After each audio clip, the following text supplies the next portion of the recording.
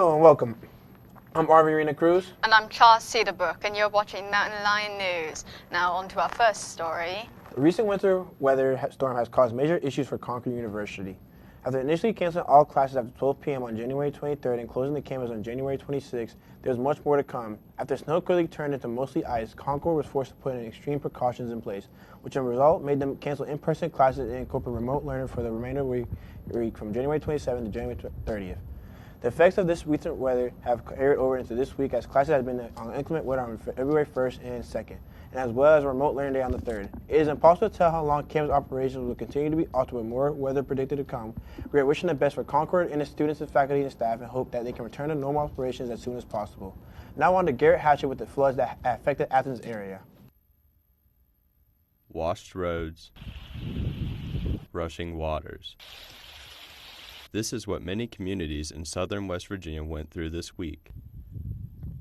The recent floods that took place caused many to have their homes flooded and many roads to be closed or washed away. Local community college, Concord University, is one of the places impacted by these recent events. Concord cross-country coach Michael Cox had this to say about how bad the floods were in the area. The area here in Athens, there were a lot of roads that were just not passable. We were even concerned that we were going to have to get a hotel coming back from our track meet, but we were able to take some alternate routes to get here.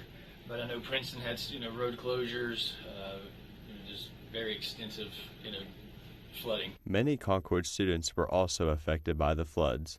Classes were canceled for students when the floods hit, and some, like commuter students or teachers, could not go to Concord due to the roads being flooded.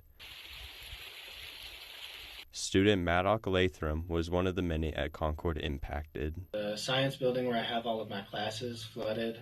I believe there were a few inches of water in the bottom of there, and a lot of those classrooms and places are still sort of recovering. Maddock is a computer informations major and participates in cross-country as well as track and field for Concord University. Maddock followed by telling how he knew how others were also affected by the recent floods. I live in an upstairs apartment, and my downstairs neighbors had several inches of water in their apartment. They had to throw away a whole bunch of things. We saw carpet outside and a cat tree, things like that. A lot of damage to their stuff. The roads surrounding Concord University have since improved and classes have been working on a normal schedule. Reporting for WMLT, I'm Garrett A music Hatcher. lesson studio located in Beckley will host its third annual Emo Night at the end of next month. Emo Night is a concert featuring local bands covering well-known artists in the emo genre. The event is historically done very well, selling out of the venue where it is held, the Raleigh Playhouse and Theatre. Seth Hughes is the coordinator of the event and owner of Silverdale Studios, the business that organizes this event. He is active in the local music scene and will be performing with his band 1/6 Canadian, covering songs by Blink-182. Emo Night 2026 will be held at the Raleigh Playhouse and Theatre on Saturday, February 28th at 8 p.m. A link to buy tickets can be found on Silverdale Studios' Facebook page. Concord University has announced its fall 2025 Dean's List, recognizing students for outstanding academic achievement. The honor is awarded to full-time undergraduate students who completed at least 12 credit hours during the semester and maintained a high grade point average. University officials say the Dean's List highlights the dedication, discipline, and hard work demonstrated by students across a wide range of majors and programs. Earning a place on the list reflects not only academic excellence, but also a strong commitment to personal growth and success in the classroom. Concord University congratulates all students who achieved this milestone and encourages continued academic excellence in the semesters ahead. An upcoming blood drive at Concord is giving residents a chance to help save lives. The American Red Cross will host an event to help boost credibility and lower blood supplies. Organizers say every donation can help, up to 3 patients in need. All blood types are encouraged to give with a high demand for O-negative donors. The donation process is quick, safe, and makes a lasting impact. Appointments are recommended, but walk-ins may be welcome. After donating, participants can relax and enjoy refreshments. To learn more or schedule an appointment, visit redbloodcross.org. Coming up after the break, we go to the Lion's Den with an interview you don't want to miss. One of the men behind the Concord Communications Program. Join us and Professor Larry Mars after this short break. It's not just Concord's esteemed history of higher education excellence. It's not just Concord's 125-acre campus beautiful, nestled in West Virginia's rolling hills. It's not just Concord's wide variety of academic and artistic opportunities tailored to almost any career path. It's not just Concord's compassionate team of instructors, administrators, and staff dedicated to your success. So what is it that makes Concord University so great? Well, that's easy. It's you. Start your journey today at concord.edu.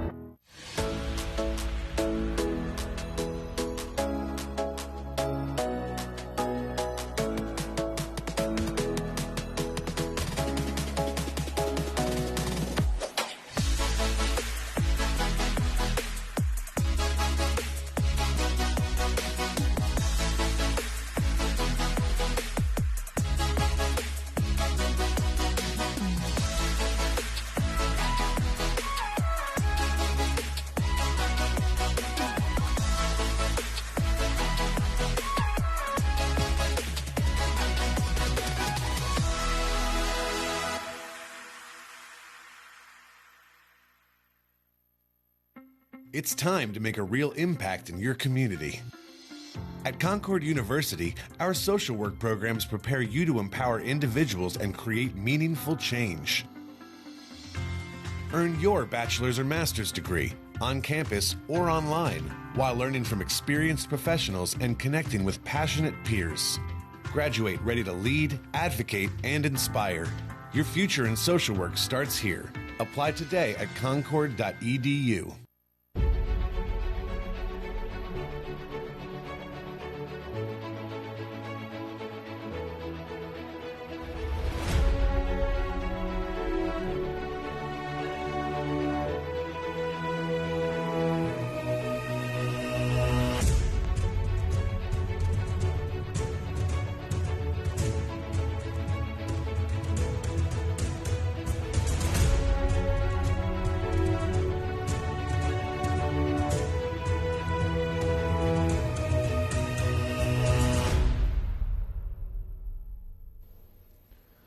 Hello, my name is Nathan Sexton, and I'm here with Professor Larry Mars.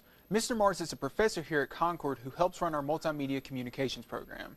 How are you doing today, Mr. Mars? I'm doing great. I want to thank you for having me, Nathan. It's a pleasure to be here. Thank you for joining us today. So, Mr. Mars, my first question for you is how long have you been at Concord University? Well, this is my 6th semester teaching, so I've been here 2 years, but when we come back in August, that'll start my 3rd year here at Concord. But I was here 2 other semesters teaching video field production as an adjunct. So what were you up to before you came to Concord? Well, I was at WVNS 59 News as a news photographer. I shot stories for reporters.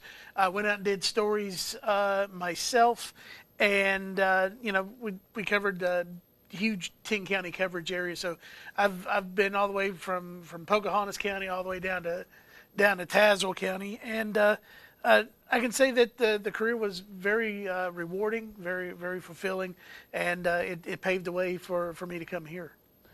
So how was that switch from being in news and being a field photographer to being a professor? What were some challenges? Was it easy? Was it hard? It was easy in the fact that I knew what I was telling people, what I'm teaching.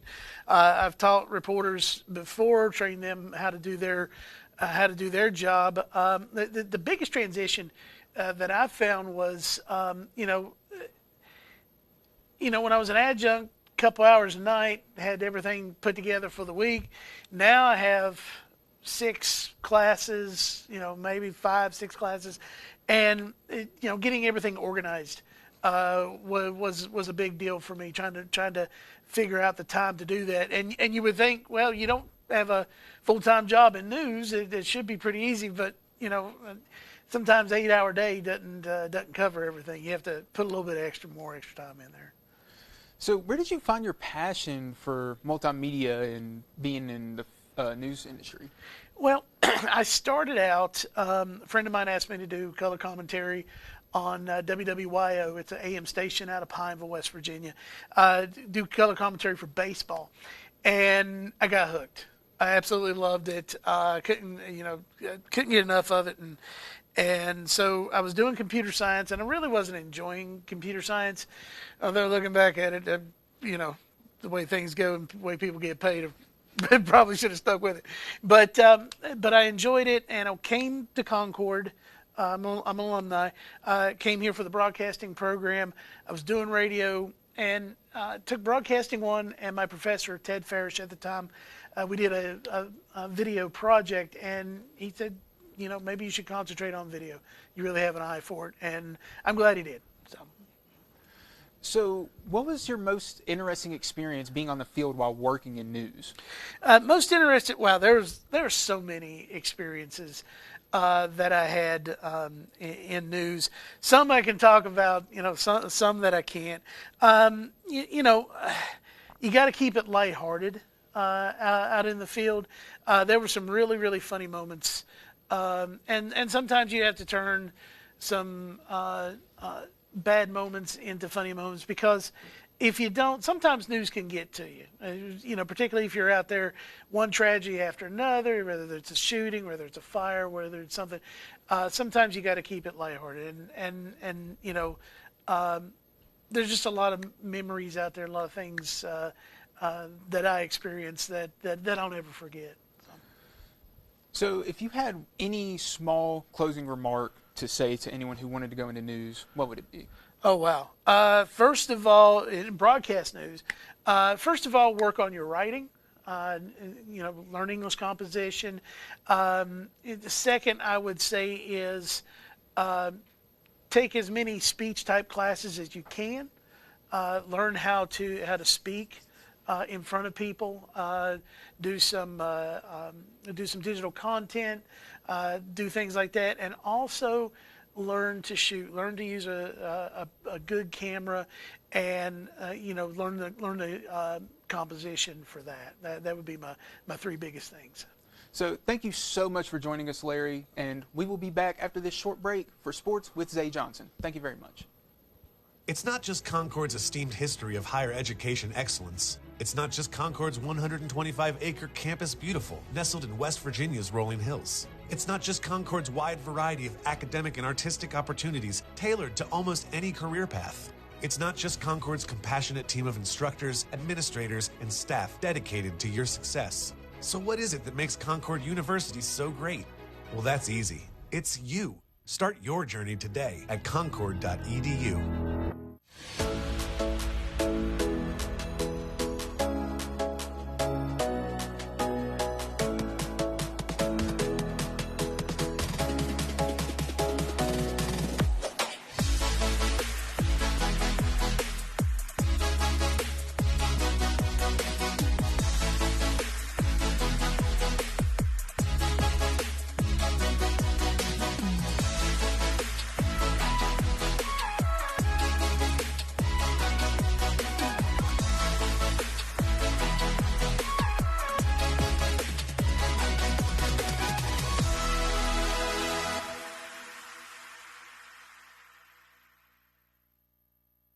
It's time to make a real impact in your community.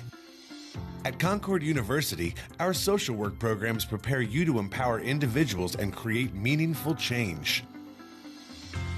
Earn your bachelor's or master's degree on campus or online while learning from experienced professionals and connecting with passionate peers.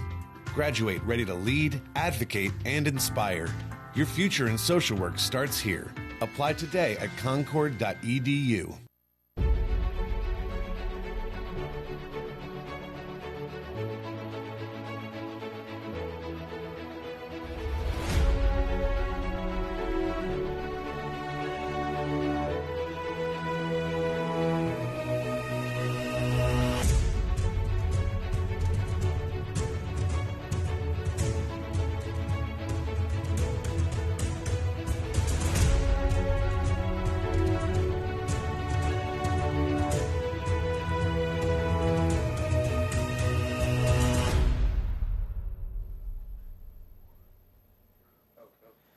Hello guys, I'm Zay Johnson, and today we'll be talking about the National Sports Signing Day.